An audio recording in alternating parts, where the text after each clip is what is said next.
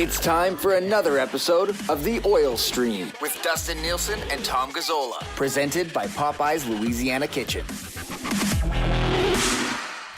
Not two guys and a goalie today. It's two Matts and a goalie with you here on this Tuesday. Dusty off still today. He'll be back tomorrow on the morning show. So Matthew Iwanyk with you here today alongside the two usual suspects in Joaquin, Gage, and Matt Kassian.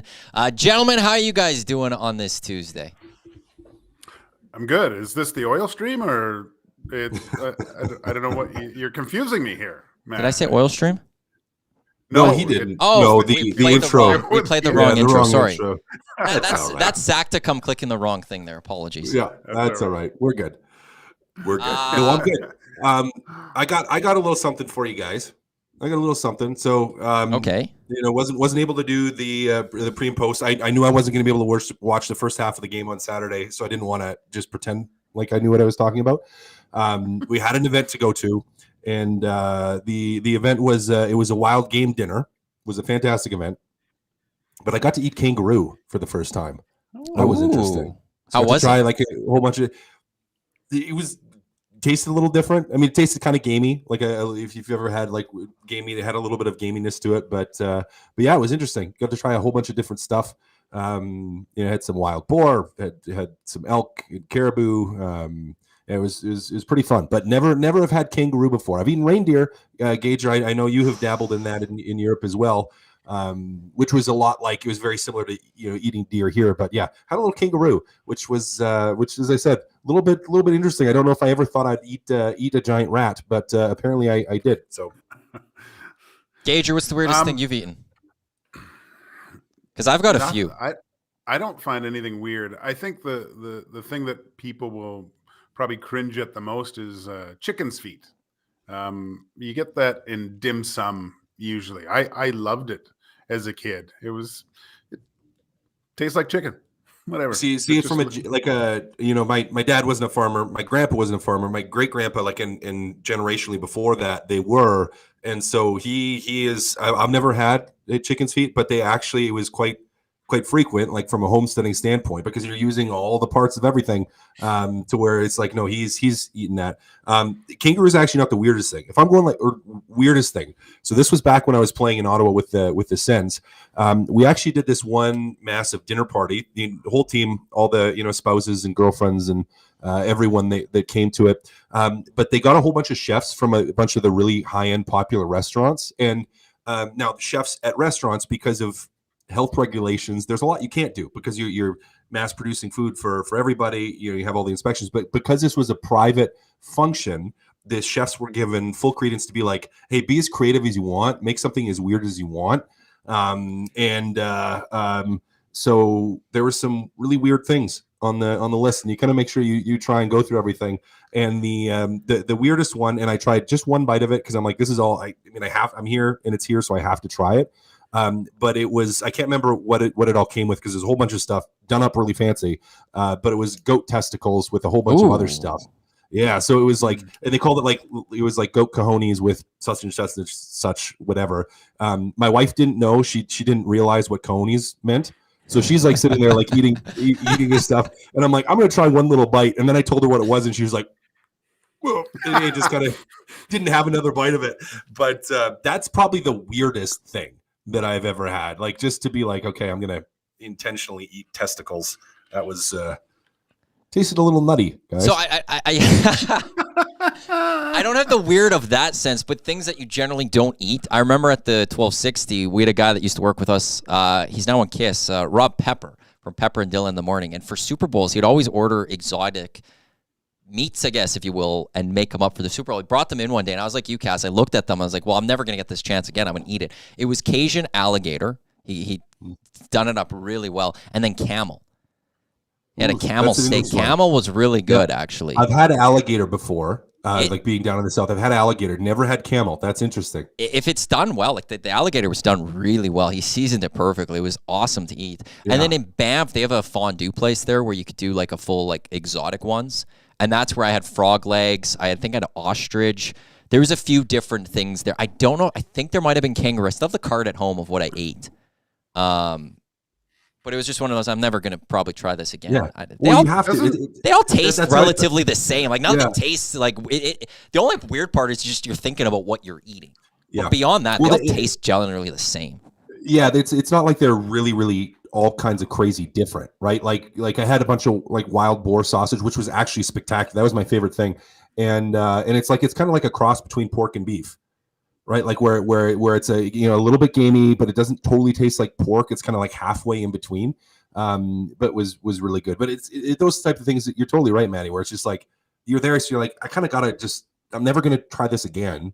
So I might as well try at least even a little bite. But if I don't like it, there's a fast food restaurant down the road. I can pick up something to quickly eat and make up for it. Doesn't the Louisiana Purchase serve kangaroo? Don't they? Do they have kangaroo? I thought they did. Like they do some different things. They have right? alligator. I'll pull it up here quickly.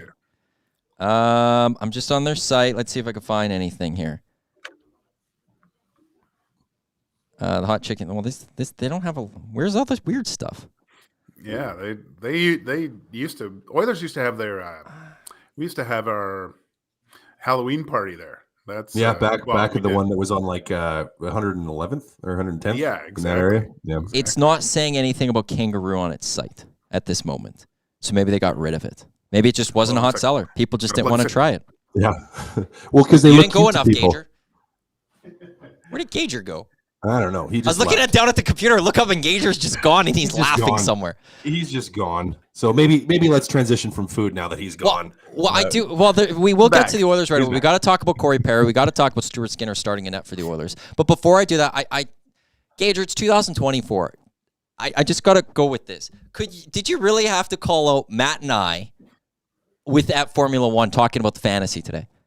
You couldn't just say that this morning. I didn't called listen. us out. He says he's like, I'm with the league. We're going to add a constructors because of 2 complaints from these 2 other guys. You couldn't just say you're adding a constructors. It's a brand new year, and it's that you gotta keep this beef going. Maddie, it's because he knows he's wrong. I know, but he knows he's wrong. That's why. Just move on. Like we're ready to turn the page, Gager. Matt and I are ready to just focus on 2024 and let 2023 be in the past. Yeah, it's good. It's good. Just sometimes you got to light the fire. I think I've done a good enough job to light the fire in you guys. You're passionate now. Look at you. You're already talking about it. Well, because I was ready to I thought the olive branch has been extended and we're good to go. Like we were good to just move on. I didn't say anything bad about you guys. You said 2 guys I don't want to talk about who complained all last year. Yeah, and look what you've done. The squeaky wheel gets the grease. Speaking of squeaky wheels, guys, let's just jump into it. Corey Perry signs with the Edmonton Oilers. What does he bring this team in your guys' eyes that is most significant for this team looking to win the Stanley Cup this year? I think he brings a little bit of nasty, which we're all familiar with and we all like, to that bottom 6. For me, that's the biggest thing. It's like who else? Now they have guys that play hard in their bottom 6, but who else do they have that's just will agitate, will drive people crazy, is going to be just physical in the playoffs, that has playoff experience, that knows the type of game that has to be played at that time. They don't have that, and they don't really have. I know Lavoie's a big body, but they don't really have anybody in that bottom 6 that plays that way. Now you have Evander Kane. If you said, okay, will he move down to the third line? Well, yeah, he's a guy that can play physical and play that style and agitate and be in guys' faces. But ideally, he's playing in your top 6 on your second line. And so to have those guys and really, aside from, I guess Patrick Maroon did it. Zach Kassian could do it. But to have like that pure agitator guy that just drives people nuts, because Maroon would be physical, but he didn't drive people nuts necessarily. Zach Kassian, the same thing. He'd be physical. He tried to intimidate, but he wasn't just like this pest that just is like everyone on the other team wants to kill him. That's just always chittering, always running his mouth. And Corey Perry brings that. So, to me, that's the biggest thing that he brings, alongside of a whole swath of playoff experience. Gager? To me, it's the intangible thing of coming into the dressing room, being a guy that's been there before, won a boatload of hardware, the wealth of experience, someone that younger guys can lean on, and even some of the older guys that haven't been all the way through as Corey Perry has done over the last few seasons.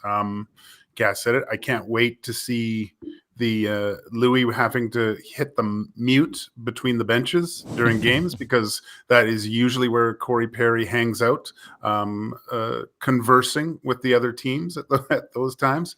I think it's great. It gives the Oilers an opportunity. I mean, you have a number one line, essentially almost when they're going a 1B line, and the possibility of putting together almost 2/3, right? Like 2/3 lines with the talent and skill that you could probably put out there almost. So it improves their lineup, gives another way of Nobla to find some chemistry with different people. It'll be obviously he's not playing tonight, but I can't wait to see where he starts, and by the end of it, where he's best suited in the Oilers lineup. It sounds like he's going to get the start, like back in the lineup as of Saturday, according to Chris Knobloch yesterday. There are some people that look at this and go, well, the Oilers are winning right now. And if they win the next two, it's like, why do you mess with a winning lineup? There's just the bye week right after. How important is it to get him in the lineup and in a game with these players prior to the bye week? Or do you look at it and go, do you agree that, wow, if the Oilers are winning, give him that little extra time and then have him going for Vegas? Yeah, I don't think there's an issue if they wait till after the bye week. Now he hasn't played in a little while, so I get not just throwing him in right away. Like you want to get him, say what you want about practicing and working out and skating and doing all the things. And Gager, you know this. There is nothing like playing in a game. Like you could practice all you want and be in really, really good shape, and you still don't have game lungs. Like it's just different. And so to give him some time to at least get his feet underneath him a little bit, work him in slowly, I'm totally fine with that. Now,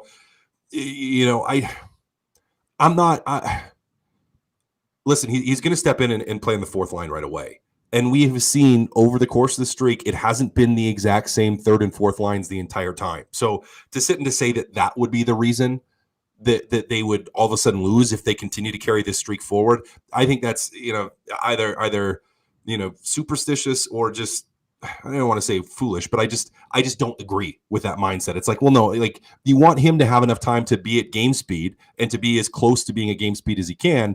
And, and if that ends up being after the break, it ends up being after the break. Great. He's got some more practice time, some time to get his feet underneath him. If it ends up being right before, great. It ends up being right before. This is a guy you want playing and you want playing in the playoffs. So you're going to work him in. I'm happy they're not doing it immediately. Give the guy a little bit of time to get comfortable again in NHL speed on the ice and practices. And, he'll probably still be suck and win the first couple games.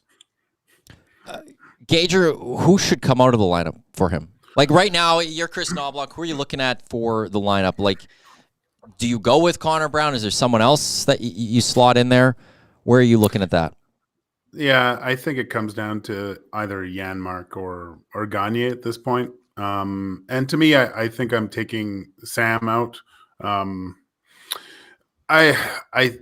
it's a hard decision. But I think by taking Gagne out, you know what you're getting when he comes right back in. Like he's proven, like he steps right back in and not only plays a good solid game, but actually contributes as well. So I have no problem with that.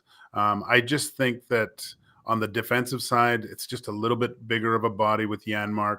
Not that Sam isn't responsibly defensively, but I think you get just a little bit more edge with Janmark.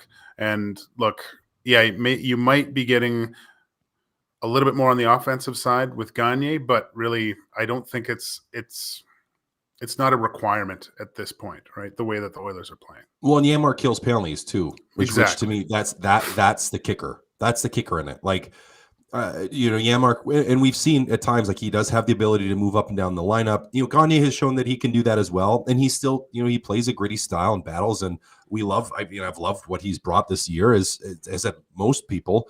But he, to me, just because of that penalty kill and how well the penalty kill's clicking, he probably becomes the guy. Now, you have some flexibility in that moving forward, so it's not and you want to keep Sam Gagner involved, but he most likely will be the guy. Ernie, put on Adam Ernie, put on waivers. Most likely will clear. Most likely will get sent down to make this all work. And it's probably is Sam Gagner that comes to the lineup. Well, yeah, waivers should have just happened. So I'll take a look to see if I could find any news on that. If I'm assuming if he got claimed, we would have heard that by now. In the nasty chat, Oil Money has a question, just going, how many points does Perry get in Oiler jersey in just the regular season play? I'll just expand on that a little bit. The Oilers are just past the halfway point. They played 42 games this year, 40 games left. By the time Corey Perry gets in the lineup, there's about 38 games left. What's a realistic expectation of what Corey Perry could provide offensively for you guys? Like, what are you looking at that you would like to see? We could talk about him being a pest. We could talk about the leadership of him. But in terms of offensive production, for a guy that's 38, third, fourth line minutes, Gage, will start with you. Like, what do you think we should be looking at for Corey Perry? And also, who scores first, him or Connor Brown? Okay, we'll start with question 1 first, Matty. I think it's not unrealistic to see him finish with around 15 points because I think he's going to move up throughout the lineup at certain points, right? He's the way Noblat does things after penalty kills, you might see him out there possibly with Connor and Leon at some point too, so there's opportunity there. In a perfect world, if he finishes with 20, that's amazing. But I think I could see, I kind of want to see him get to 15. Opposed to who's going to score first. It's Corey Perry's going to score first. Probably. Yeah. He's the guy's scored. He's won a Rocket Richard, man. You just there's a skill of guys that score like that doesn't leave you. I look to Rob Brown, and if you watch him at the charity events, you're like, oh my God, is that guy gifted? It's a God-given. They're born with it. It never leaves them. He's scoring before Connor Brown. Probably. I'm going to agree, Gage. You basically said exactly what I was going to say. I think, if you hit 15 points, you are incredibly happy. Now on the high side, I was going to say 15 to 20 points. Like that's, I think 15 is a reasonable expectation that you're really happy with. And if he gets to 20, you're ecstatic. Now that probably would mean he's playing some third line minutes, playing up a little bit, maybe spot duty on a line or two, or after power plays with some of the higher end guys. But yeah, he probably scores before Connor Brown at this point, really. Adam Ernie did, in fact, clear waivers. Chris Johnston with that from 17 minutes ago. So all is calm in Oiler country. Adam Ernie still an Edmonton Oiler. Tonight, Oilers taking on the Blue Jackets. Oil Stream pregame show is going to get going at 5:30 with Tommy later tonight right here on Edmonton Sports Talk. Who's on with him tonight? Do we know? Are you guys on with him? One of you? I should be on. Yeah. You're on? Okay, Maddie's perfect. on. And I'll be by as well. I think Zach to come is going to be around too. So we'll get you fully covered for Blue Jackets and Oilers tonight. Stuart Skinner getting the start in net, it seems like. Gager, is that the way you would go? You're the goalie. Should Skinner keep getting play here? And how would you handle the rest of these 3 games or the 2 games leading into the bye week? Definitely. It's the right move. I've said in the past that I think that there should be points where you get Calvin Pickard in there to get some rest for Stuart Skinner, but the magnitude of the situation with this streak and how he's playing, you ride him till he bucks you, and then if Stuart Skinner loses if he loses tonight, which I don't think is going to happen, I would come back with Pickard the next day. The only reason is I think that having Pickard go in at this point, and he was part of this whole. He's played some games where they've won throughout this streak, and I realize that, but because they've broken the record and they have a chance to extend this streak, I don't like seeing the other guy go in there after not playing, recently, and maybe being the reason why this streak ends with maybe a soft goal. This is Stuart Skinner's streak to lose. I let him run with it. I like it way better. Don't you need to give him rest though? Like, at some point, are you not worried that shouldn't you be focused on the playoffs as opposed to this streak? Should you not be focused on making sure Skinner's rested for April, May, June, as opposed to you've got this streak? Because no matter what, people are going to talk glowingly about this streak. It's great, but people would rather talk about success in the playoffs. Like, would you ride Skinner for all 3 games if he wins the first 2, like Columbus and Chicago? Yep. You wouldn't even give him a rest for any of these. Nope. Nope. Gage, You let him go, because if we're talking about playoffs, we're talking about playoffs. If something happens to Skinner, I don't want the psyche of my second guy feeling bad about losing this streak right now and possibly not playing for another 2 weeks with this in his back pocket. Okay. If by chance the Oilers lose one of these games, or a game where you can come back with Pickard the next game, he's coming in with the mindset, we're starting a new streak now. Okay. He doesn't have that L in his back pocket. I think it would be better for the psyche of my second guy not to be the goalie that loses the game that causes this streak to end. But it's Columbus, Gager. Or Chicago. Yeah, like even worse. Even worse that you're like, losing to these guys and losing that streak. And there's been a few people that have popped in the nasty chat that have pointed out that, Stuart Skinner's going to get a whole bunch of days off with this break coming up. And I get that. And I get there's his rest, but it's not just like the immediate short-term rest. It's the long-term, because you can get short-term rest over the course of the season, but your body doesn't fully recover. Like, why do you think even with summer rest, teams have such a hard time repeating in terms of the Stanley Cup and winning the Stanley Cup? Because you have a short summer, short training, your body doesn't necessarily fully physically recover. And it's like, well, yeah, you can have 7-8 days of rest coming up here, but it's not managing the overall load to the season. So like, I would be, okay, if you're going to say, Skinner's going to play today, you do have this streak going. So, okay, sure. But he better not be playing against Chicago. Like, that's when I just look at it, I'm like, he better not be playing against Chicago. Like, not only that, even if you ride him and let's say to keep winning and you ride him until the break. Well, now how long has it been since Pickard has played a game between? So like, I mean, I get it with the streak, but I'm with you, Maddie, in terms of the playoffs. Like, I want to see them win in the playoffs. And to me, and Gager, you have said this before too, you don't want Stuart Skinner playing too many games. So I don't know. Skinner was going to play one of these two, in my opinion. He was either going to play against Chicago or he's going to play against Columbus. So to me, it's like, if you're playing him against Columbus today, sure, just play Pickard against Chicago. That's my opinion. I also look at this and just go, like, he is going to get that rest for this bye week coming up. But the Oilers, along with the Senators, have played the least amount of hockey so far. They've only played 42 games. There's a lot of hockey to be played after that break. And there's a lot of back-to-backs this team's going to have.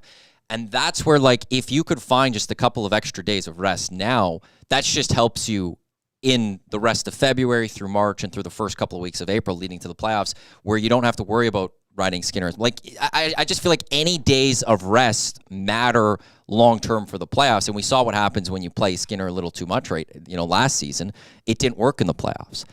So, like shouldn't the players, at least, like, if Calvin Pickard goes in the net on Thursday, Gage, shouldn't the players, like, want to then really step up for Pickard to make sure, even Skinner, to make sure that he still has the streak on Saturday and he keeps rolling with it? Oh yeah, but listen, tonight it's not going to be an easy game. The Oilers are playing, like, everyone knows the streak that the Oilers are on. They are going to get every single team's best game possible, I would say, throughout the rest of the year. There's not any, I don't see many freebies at this point. I mean, look at the last game against the Blackhawks. Although the Blackhawks had tons of injuries, Oilers didn't play at their best, but they got the best from that American League lineup that they went up against. I understand the rest, and I've been an advocate of resting Stuart Skinner, but I said before, I really think what he is really beginning to look like an NHL goaltender. And what I mean by that is, I look back to when I played, and you go up against, I remember, like, going up against, like, a Podvan or the Dominator in Buffalo one time.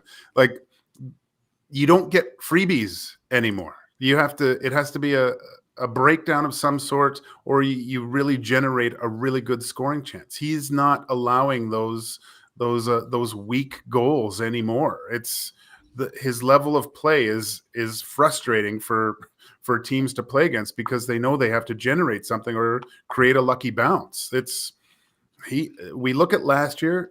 This is a totally different goaltender I see than the goalie that we saw last year, that even with that all-star season, I think we can almost put to bed last year's playoff because he's completely different than what he from that year of playing. Like, he's way advanced at this point. I mean, look at Winnipeg. Is Winnipeg crying about is Hellebuck playing too much? I don't think so. Like, and it's hard. It's hard to take arguably your best player out of the lineup on this run. Like, he's been playing great. I don't like the fact that your other guy can go in and be the reason this streak ends. I don't like the psyche of it. I want my second guy feeling good about himself too. But if you don't trust him going up against Chicago, they have 8 back-to-backs in the last bit of the season. How do you have trust in going to Pickard at any of those points then? Like, then does that mean then Ken Holland has to go make a goaltending move immediately because and Pickard to get someone he trusts? Because if you can't trust against Chicago, who can you trust him to go up against? And it's not like he's giving you reason not to trust him thus far. I don't think it's a trust issue. You think it's you're worried that he's going to be the reason you're going to lose the streak. So like if you put him in the game against Chicago, you have this belief that he's going to go win that hockey game. But if you're not playing, you're focusing on the fear that he's going to lose this streak and not Skinner, as opposed to he's going to extend this streak and Skinner's going to get to keep going with it as well. I'm not saying it would be his fault, right? It could just wind up as that's the game that they lose, right? Like, it's not, he could play great. I just don't want him that L hanging across his neck that loses the streak. I think there's a better opportunity to have him once this streak is done or after this break. But I really think you just keep riding Skinner throughout until you lose this next game. Well, I guess we'll see what Chris Knobloch has to think on Thursday. He's the only one that really ultimately matters in this decision. But we will see. Would you guys at all consider finding a way to get Jack Campbell up here to play games at the very least? Or do you stick, because he's playing very well in Bakersfield, or do you stick right now with what you have going right now and taking the streak aside even at this moment, just moving forward? Pickard has played well enough to stay here and be the backup if Ken Holland's not looking to go make a move somewhere. Do you try to see if Jack Campbell could do it again, or is things just going too well right now that you just don't even consider it? You want me to go? Go. You go. All right. Everyone in the pantry, that's where you keep the Campbell's soup. The pantry's the minors. All right. You don't keep your soup out for everyone to see. It's in the back, just waiting to be used. All right. It's fine where it is. That old tomato soup that you're going to use for whatever purposes later on when you're really sick. Yeah, exactly. Or the chicken noodle. Yeah, that's way in the back of the pantry, but you know what? It's there if you need it. So leave Jack Campbell where he is. He's playing. I think it's a great situation to have. The only thing you do want your second guy playing a bit more, but you have 2 goalies in the minors that are playing really good. Their numbers are better. Even at this point, if you have a situation somewhere else in the league where there is an injury, eyes might be looking towards Jack Campbell that can fill a need, and you have the ability to dump that contract. Maybe if there's someone's injured elsewhere. So have everyone keep playing, because we saw what happened with the Vegas Golden Knights last year. They went through multiple goalies to finally find their guy. And I think one of the reasons that Adin Hill was able to succeed is because he was playing on a regular basis and able to step in right away. Cass? Yeah. Pickard hasn't done anything to get set down. And yes, Campbell's playing better. I'm not rushing to bring him back. If Pickard all of a sudden struggled, sure. But that you messing with something that's going well. Yeah. Why? It's almost a little bit like LTIR in a sense too, because he's 3.8 against the cap in the minors, right? Comes back up, then the 5 million kicks in again, and even more decisions have to be made. Well, so I think even sending Pickard down, you have to send someone else to make the money work. Like it's not even you can't even I think just flip the two around and bring them up here. I think with the cap and the savings and all that, you have to also find another forward or defenseman to send down or whatever it is. And I don't think you want to do that if you're Ken Holland. He's not playing well enough to send another forward down, essentially, at this point. And the Oilers' goaltending isn't at that dire need for that scenario to even think about or happen. This is two Matts and a goalie, Matthew Iwanyk, Matt Kassian, Joaquin Gage with you here on Edmonton Sports Talk. Oilers, Blue Jackets tonight, 5:30 Oil Stream pregame show right here on Edmonton Sports Talk, EdmontonSportsTalk.com, and the Edmonton Sports Talk YouTube channel. Cass, I'm going to throw this one at you. I know, Gage, you brought this up a little bit on the morning show yesterday with Rashog. So I'll start with you, Cass. You know, we're a month and a bit away from the trade deadline. With where the Oilers are at now, with the addition of Corey Perry, with how this team is playing, is there a chance that Ken Holland won't have to trade his first-round pick to address a need? Or is that need to go out no matter what to fill a need by March 8th?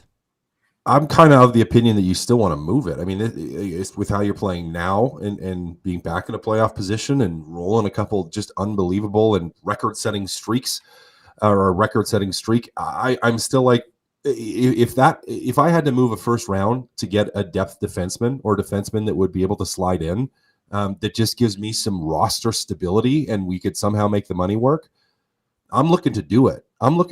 Now, I think, from a depth standpoint, bringing in Corey Perry helps because now you have, and we talked about it probably being Sam Gagner that comes out of the lineup, but you have another guy that can step into your lineup that can play and contribute and be a part of something and be a part of something with the team playing really well. But I still look at it like, I mean, guys, even on the forward side, like, could you imagine bringing in still bringing in like a Sean Monahan? Like, if you somehow were able to make the money work still for that, and if you had to use a first-round pick to do it, like, I'm still looking at doing that. Now, it doesn't necessitate that he moves that pick, but I still look from a depth standpoint and go, man, if you could still use that and get even a little bit better and add some depth to your lineup, I'd still look at moving that. Someone's got to get a hold of Corey Perry's phone and find Getzlaf's number, see what he's up to. Because not going to win your bases. Play the third line. Maybe after the imagine all the fans having to deal with cheering for Corey Perry and Ryan Getzlaf, together. No, you're right, Cass. I mean, I think Corey Perry answers a lot of questions in the bottom six.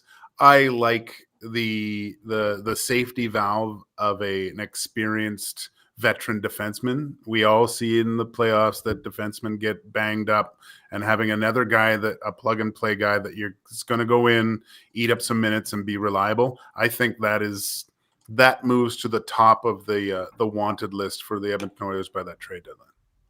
Yeah, that's where I was going to go next. Like, if your guys' order, because like Ken Holland can't make a lot of moves at the deadline, just with where they are with the cap. There's not going to be a lot of moves. No. It does feel like it with the way Skinner and Pickard are playing, with the addition of Corey Perry, you can't trust just that this six is going to stay completely fine, that there might not be a bump or bruise, and then they're fine. Like, you've got to address defense in some way. No, if you're Ken Holland? I think so. And I think with that depth, like if you could depth, particularly on that right side, if you could add a right shooting defenseman, just to add to the depth. I mean, to me, that's the first place. Didn't cost you anything to go get Corey Perry, which is great. You didn't have to move any assets out to do it, and you didn't lose Adam Ernie putting him on waivers. So you brought in something for essentially nothing. Just the cap space. So yeah, to me that's the first area that you're going to look, and as you said, Gage, are like, guys get banged up, guys get bumps and bruises, and if you can just bring in a little bit more stability back there, I would be thrilled. What have you guys made, or what did you make of Dylan Holloway's play on Saturday against the Flames? He comes up back with the Edmonton Oilers center. What did you guys make of his play? And is that like, did the Oilers kind of get two little deadline additions early with Corey Perry and Dylan Holloway coming up? Yeah, I was pleasantly surprised with the way he played. Not a I mean, he went down and by all accounts played quite well in the minors, played center, didn't look out of place with almost 10 minutes of ice time in that game. Yeah, I want to see what happens after these next 3 games, where he's actually at. Again, I think it's another opportunity when you look down the middle of the Edmonton Oilers, you have a McDavid, Draisaitl, possibly McLeod and Holloway. That's a formidable center position throughout the lineup here. So I hope he can keep this going. He's playing the right way, not shying away from any of the physicality. Not that he did before. I think his game management is a little bit better, not trying to essentially do too much at certain points. I think that reflects on how Connor and Leon are actually doing it too. They're leading by example a completely different way than we see it in years past. So yeah, I think this kind of opens up that gateway to get that reliable defenseman in case of injury. Yeah, Holloway certainly helps. And I think you still want to see more. You want to see more. Now, was it just the adrenaline of getting called back up and getting another opportunity? Is it something where he can consistently come out and play that? I don't want to say play that rugged game, but play a little bit more physical, which is what we saw him starting to do before he got hurt. Like the last couple of games before he got hurt were his best as an Edmonton Oiler, where it was like, okay, he's not trying to do too much. He's keeping his game simple. He's playing physical. He's involved. He's engaged. And if he can continue to do that, it does, again, continue to further, because it just adds options. It just gives you options. And if he can play in the middle and do it well and do it consistently. And we saw that Ryan McLeod doesn't have to be a guy that always plays center. If you need him to shift to the wing, then you have the option to shift him to the wing. Now, if the situation ends up being where you have an injury, let's say Evander Kane gets hurt again, and McLeod slides into a wing position, well, having a guy that you don't always necessarily have him playing center, but he can and will and can consistently do it. I mean, it just sets up your roster for that greater depth. So I wouldn't go so far as to say it's like having a deadline acquisition, but it just does add a little bit of something, knowing that you have an NHL ready player that can slide in, and that you have options for Knobloch to during the game, he can move things around, or if people are hurt, he can move things around, and you have different setups you can go with and people that you can trust to put out there. So as far as that trust with Holloway, I mean, he's got to build that back up. Was a good first step. I didn't get to watch the whole game. I caught the second half of it, but he did look like he slid in and played well. So I want to see more of that. We'll get another look at it tonight, get another look at it, and hopefully against Columbus, if it's a game that they can control from early on, he can play even more minutes. And Chicago, the same thing, where you can roll him out there and just continue to build that confidence and hopefully just let him solidify himself with what he needs to be able to do to be successful. So I'm not saying it's like a trade line acquisition, because he's not a veteran enough guy that has done it long enough for me to feel that way, but it does help with your depth. Do any of the matchups this week scare you guys, for those that you think is going to catch them by surprise? Because I look at Chicago, I don't think they should be caught by surprise by Chicago, because they kind of had that little scare earlier this month, and the Oilers battled back. They came back and they won that hockey game out in Chicago. I think they'll be ready to go when they come to town this Thursday. Does Columbus or Nashville kind of scare you at all in any way that the Oilers might find that stumble, or are these 3 games you're looking at going, yeah, no, the Oilers should be able to go out there and there's nothing that should get in their way of getting the 3 victories? Yeah, well, it's a league of parity, right? So the worst team can beat the best team in the league. It happens, and it happens often. So if you don't play, well, there's always that there's always that danger. There's always that danger. Now, I don't think you look at these, if you're going to look at them and say, okay, well, Nashville will have the best chance. They're the best team out of the 3. And if Nashville plays really, really well and has a really good game, well, yeah, you could still play all right and lose that hockey game. But not sitting here terrified about it. I would say that Columbus and Chicago scare me a little bit more, because they're teams are going to look at how the Oilers are playing and just with youth and inexperience kind of be like, well, let's go bust this streak. Where Nashville being in that playoff position, they're going to play hard, but I don't know. So just to answer the question for me, I don't think I'm terrified by any of them, but the reality is you've won a lot of hockey games. You're probably not going to win out the rest of the year. Like, you're not going to have like a 40-something game winning streak. And any one of these teams, if you are not on and you take a night off, you could lose to them. And we saw it just about happen against Chicago. Hopefully that was a wake-up call for the games that, even against the lower end teams, you need to bring it. But I'm not terrified about him, Matty. But the reality is you could have an off night and any one of these teams could beat you. Gage, as a former goalie, would you want to be going up against the Oilers right now? Like, would this fire you up because you want to be the guy that stops this streak?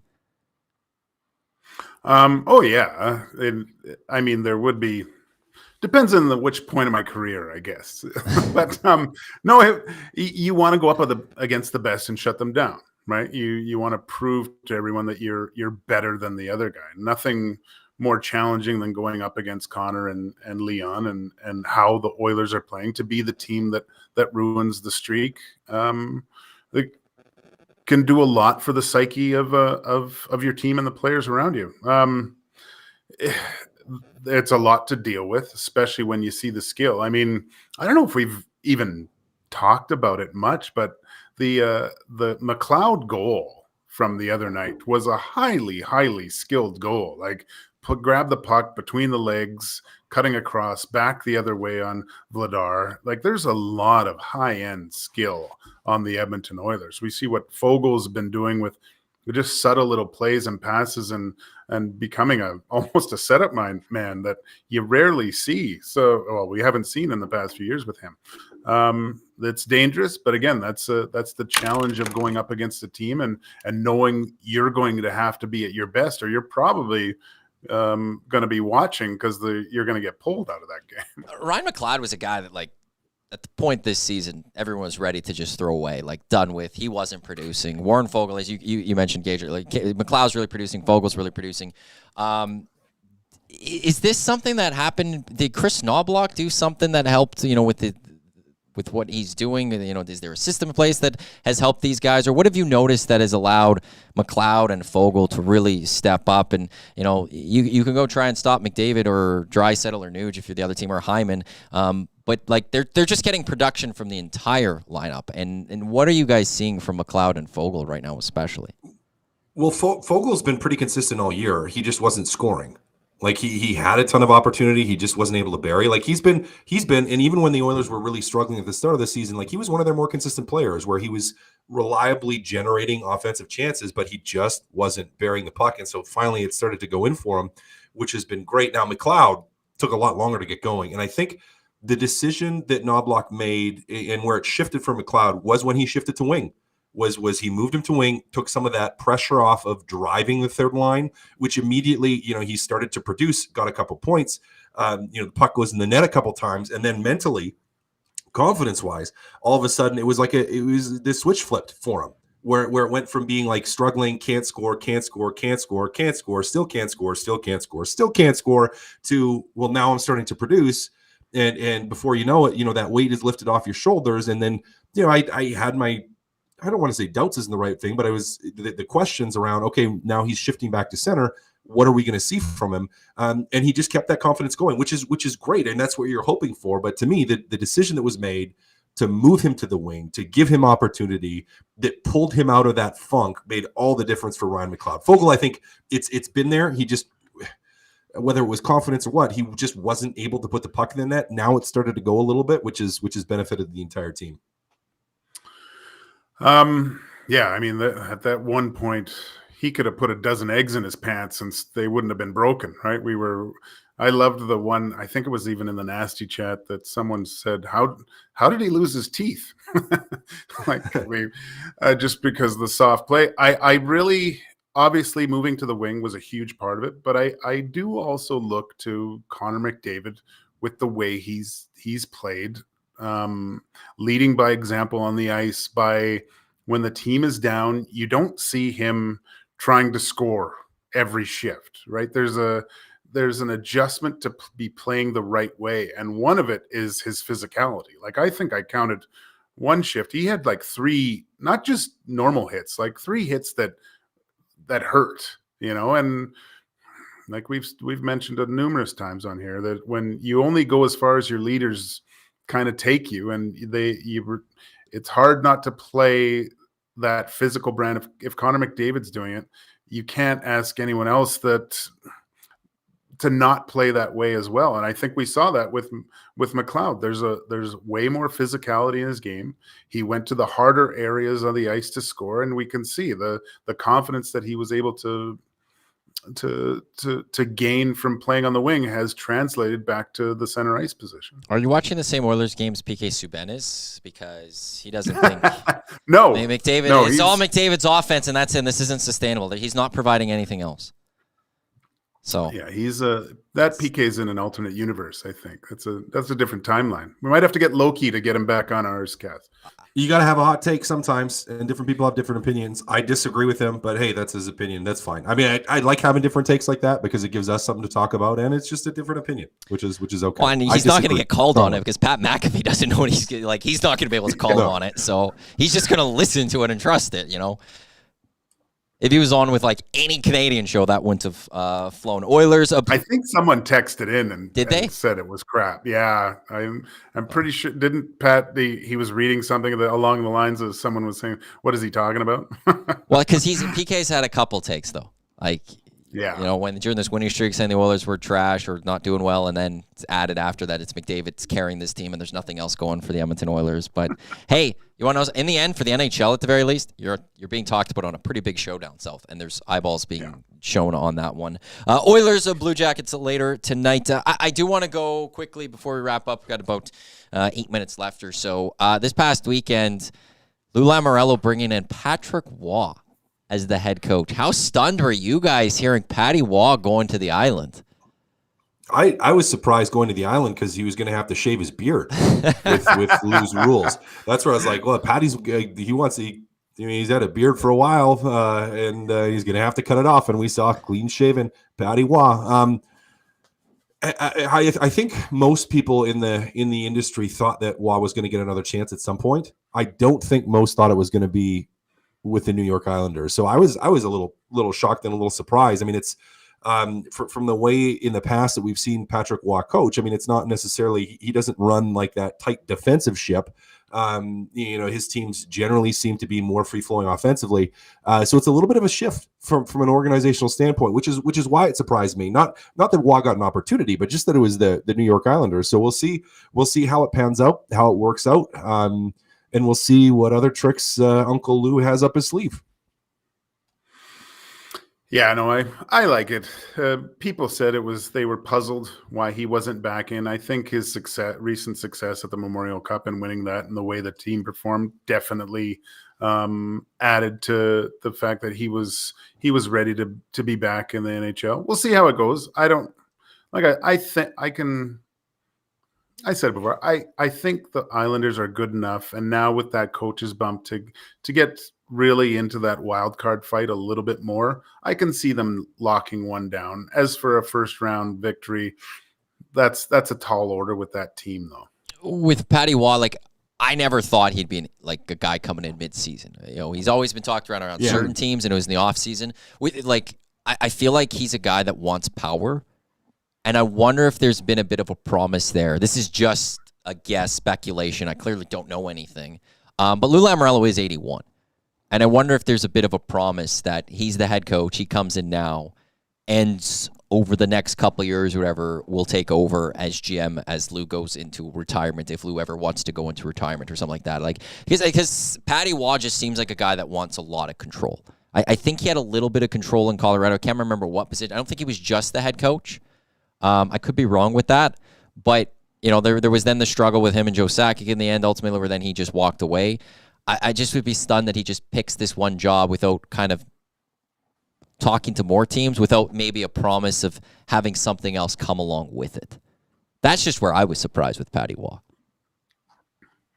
I just want one of them to write the book and the chapter of Sakic and why. I'd go straight to that chapter and read the real reasons why he left. I think that's fascinating to me because didn't he come off Coach of the Year? And so the first year there, they Coach of the Year first. Next year, I think they were poorly. Yeah, and then he left in August. Yeah. It was late, and Avs go with Jared Bednar. And that worked out extremely well for them in the end, But he was VP of hockey ops. That's what it was. Too. Yeah, that's what it was. See, and I I would think that he wants some sort of control of some sort, and I wonder if that's coming long term. Leafs, there's a lot of talk about a coaching change there potentially. The LA Kings are struggling right now. If you had to guess, where do you think the next coaching change might come in the National Hockey League? I think it would be the Kings, right? If they keep slipping, I could see them doing something over this break. They've just lost way too much ground and falling too fast. I believe they've won their last two, isn't it? But still, if things don't turn around for them right away here, I could see a massive change. If you're going to ask me the coach that gets hired the fastest, I would probably lean towards Berube to go in if something does happen. Just because what he was able to accomplish, I think, with St. Louis and the fact that he's quite well respected throughout, I could see Berube either going to the Leafs or the Kings, depending on if those coaches are let go. Yeah, those are the two prime coaches. I think that are in the hottest of seats. Here's a bold prediction: if McClellan is the one that gets let go, Jay Woodcroft, head coach. Wouldn't that be something? Yeah. Why wouldn't you? What a story that would like following. Like he was Jay's guy the entire time, and then he replaces him in LA. Yeah, watch. That feels more like a Rob Blake type hire, and Craig Berube in Toronto seems very much like a Brad Treliving hire, I would think. Yeah, Brad Treliving makes the change in Calgary, brings in Daryl Sutter. That screams that, like, I'm not saying Craig Berube is Daryl Sutter, but more of that rougher guy, I guess, if you will. I could see that's how that fully plays out. But Jay Woodcroft's going to get a job at he's going to be on a bench at the very least by next season, right? Most likely, yeah. So if you're the LA Kings, you saw what he did when he took over the Oilers bench. Why wouldn't you do that if you're Rob Blake? Rob Blake did come out, I think, over the weekend, or was it late last week, saying Tom McClellan not making the change there. But whenever a GM says that, there's a reason for that. Does that go resonate in a locker room if a GM's coming out saying coach isn't going anywhere? Well, I think you know that might not be the case. Like you know that. Yeah, that might be what he's saying today, but that might not be what he's saying tomorrow. Like because it still all depends on performance, and if you continue to not perform, so I think you always take that with a grain of salt as a player. I mean, it's just like we're not looking at trading this guy or making trades. So it's like, well, if the rumors are out there like crazy, yeah, they might come out and say that this isn't happening, but it's still going to tickle your ears a little bit. So I don't know. As a player, you do your best not to worry about it because it's like, as of right now, McClellan's still there today, and he's there until he isn't. But you also know, again, that the situation with that could continue to change because if let's say LA drops another 4 straight, how are they not making a coaching change? So, you're as a player, you know that, maybe they came out and say that, but if we keep sucking, something's on the horizon, and that definitely could be one of the things. Yeah, don't trust what GMs tell you. I remember my first year with Edmonton, I lived at the Forum Inn across the street till after Christmas. Slats came up to me and says, "Hey, are you still at the hotel?" And I go, "Yeah." He goes, "Oh, I'll go find a place here. I know a buddy. He's here. Take this. You can rent his place for you." And I was so excited. I got a place. He sent me to the minors the next week. No, so don't. It's awful. How much did you move into the place? Look, I was 21. Didn't have a lot to go in there. There wasn't a lot to move in there. So possibly a toothbrush, couple suits, and some sneakers. It wasn't too bad. How many people do you think Slats did that to over his career? Oh, there was a few. The Leafs also big home and home against Winnipeg. That's going to be very interesting to watch what goes on out there. Oilers, Blue Jackets, Oil Stream pregame show. Matt Kassian, Tom Gazzola, myself, Zach to come 5:30 right here on Edmonton Sports Talk. We'll also have the postgame show for you once that game ends. Gentlemen, thanks for doing this today. It was great chatting with you. And Dusty will be back Thursdays. You guys will... Well, actually, are you guys going to be talking about a 14th straight victory looking at 15? Yeah. I agree with my buddy Cass. Well, there we go. We'll see if that's the case later tonight. Gents, thanks for tuning in, for joining us, and to everyone out there. Thanks for tuning in to Two Mats and a Goalie. Coming up next, it is a replay of the Nielsen show from earlier today with Jay Milne and Lieutenant Eric, and like I said, Oil Stream pregame show coming up 5:30 here on Edmonton Sports Talks. Thanks for tuning in, and we'll chat with you later tonight. Bye now.